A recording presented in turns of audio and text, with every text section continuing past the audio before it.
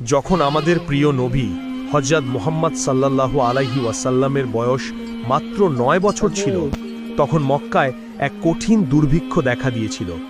মক্কার সর্বত্র বৃষ্টির ধারা বন্ধ হয়ে গিয়েছিল।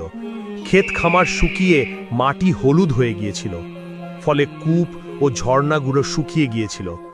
মানুষ দূর দূরান্ত থেকে পানি খুঁজে আনত, কিন্তু তাও এক সময় শেষ হয়ে যাচ্ছিল। যখন এই দুর্ভিক্ষ দীর্ঘস্থায়ী হল, তখন কুরাইশদের সর্দাররা একে অপরের সাথে আলোচনায় বসলেন।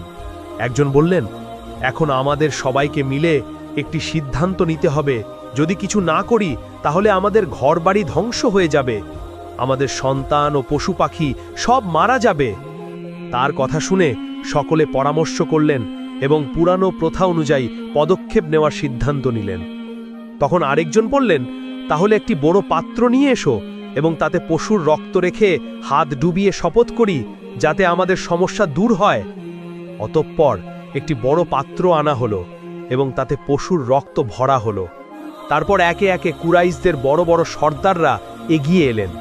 সবাই তাদের হাত রক্তে ডুবিয়ে বলতে লাগলেন, মক্কায় বৃষ্টি হচ্ছে না, আমাদের শিশুরা মারা যাচ্ছে, আমাদের পশু পাখি শেষ হয়ে যাচ্ছে। আজ আমরা শপথ করছি যে আজ রাতে আমরা সবাই কাবার কাছে যাব এবং কাবার দেয়াল ধরে দাঁড়িয়ে দোয়া করব।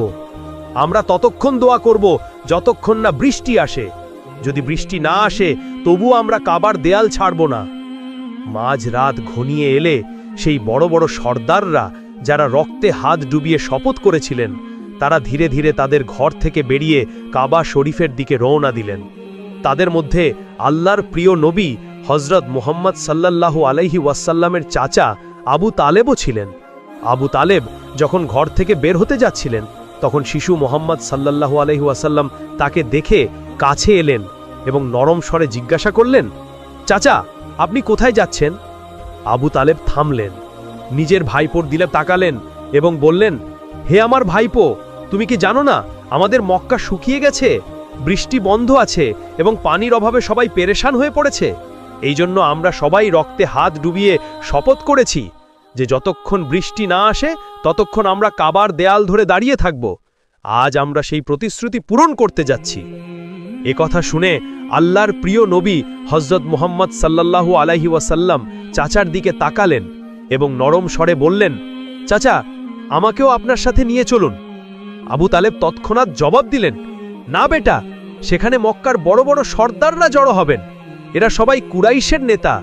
আমি যদি একটি শিশুকে সাথে নিয়ে যাই তাহলে লোকেরা আমাকে কি বলবে? কিন্তু শিশু মুহাম্মদ